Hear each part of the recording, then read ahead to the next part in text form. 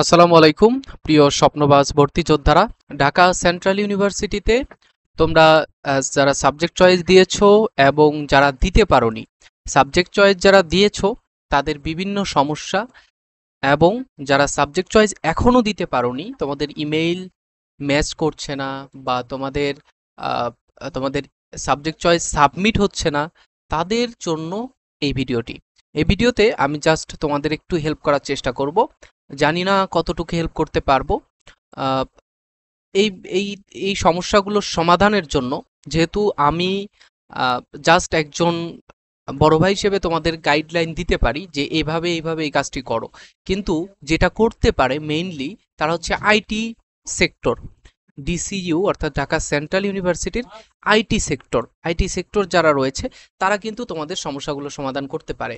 So IT সেক্টরের কিছু number রয়েছে এবং কিছু টিচারের এখানে ওয়েবসাইটে ঢুকলে ডিসিইউ অ্যাডমিশন লিখে সার্চ করলে অথবা ঢাকা সেন্ট্রাল ইউনিভার্সিটি লিখে সার্চ করলে তোমরা ওয়েবসাইট পেয়ে যাবে, এবং ওয়েবসাইট থেকে তোমরা এই নাম্বারগুলোতে তুমি মেসেজ করে বা এই নাম্বারগুলোতে তুমি কল করে ঢাকা সেন্ট্রাল ইউনিভার্সিটির যত সমস্যার সমাধান করতে পারবে। দেখো এখানে বলা হচ্ছে আবেদনের হেল্পলাইনের এই নাম্বার।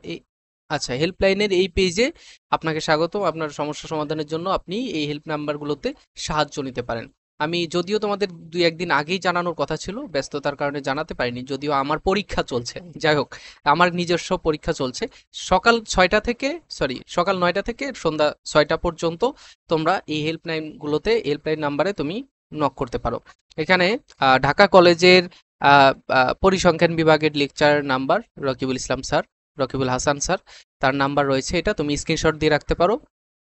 আবার এখানে ঢাকা কলেজের অ্যাসোসিয়েট প্রফেসর অ্যাকাউন্টিং ডিপার্টমেন্টের নাসির স্যার, তার নাম্বার এটা দেওয়া রয়েছে। আবার এখানে হেল্পলাইন 3 আফজাল স্যার, তার ভূগোল ও এনভায়রনমেন্ট ডিপার্টমেন্টের। তো ইডেন মহিলা কলেজের তার নাম্বার এখানে দেওয়া রয়েছে। ঠিক আছে?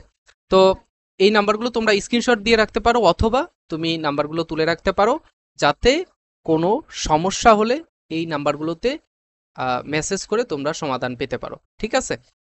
তো এই পর্যন্তই। তোমরা আশা করব যে বুঝতে পেরেছো কোনটাতে কি। আবার তোমরা এমন করো না যে টিচারদের কল করে তুমি ইনফরমেশন জানার জন্য কল করবা, তারা অনেক ব্যস্ত থাকে। তুমি চাইলে তাদেরকে কল করে তুমি এগুলো বলতে পারো যে আমার ইমেল ম্যাচ করতেছে না, আমার সাবজেক্ট ওয়াইজ সাবমিট হচ্ছে না, এইগুলো তুমি সমাধান করে নিতে পারো। ওকে? তো আজকে এই পর্যন্তই। নেক্সটে গুরুত্বপূর্ণ বিষয়গুলো নিয়ে কথা হবে। সেই জন্য এই ভিডিওটা লম্বা করলাম না। দেখা হচ্ছে পরবর্তী ভিডিওতে।